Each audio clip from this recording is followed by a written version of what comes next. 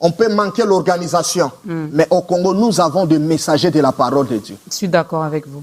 Un Congolais, même s'il est aventurier, entre guillemets, quand il te prêche l'évangile, il y a la différence entre les Congolais et les autres nations. Va observer.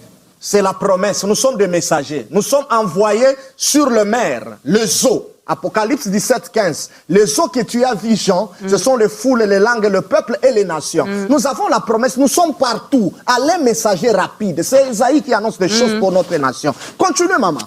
Allez, messager rapide vers la nation forte et vigoureuse. Depuis qu'elle existe. Continuez, je complète la lecture. Vers ce peuple redoutable depuis qu'il existe, nation puissante et qui écrase tout, et dont le pays est coupé par des fleuves.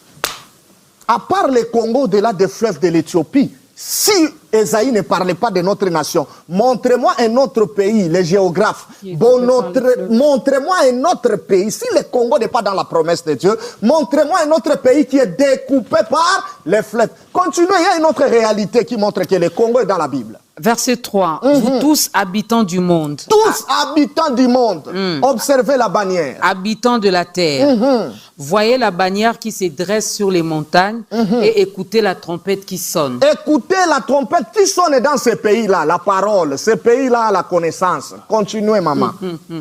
Car ainsi m'a parlé l'Éternel. Ainsi m'a parlé l'Éternel. Je regarde tranquillement de ma demeure par la chaleur brillante de la lumière et par la vapeur de la rosée au temps de la chaude moisson.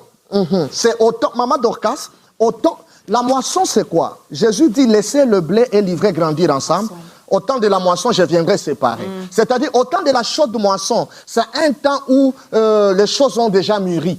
Donc, c'est avant l'enlèvement de l'Église. Nous attendons la chose de moisson. Voilà la promesse qui se cache avant l'enlèvement de l'Église par rapport au Congo. Continuez, maman. Verset 5. Mais avant la moisson, quand la pousse est achevée, quand la chaleur devient un raisin qui mûrit, j'ai dit ça. Il coupe les sarments avec des serpes, il enlève, il tranche les cèpes.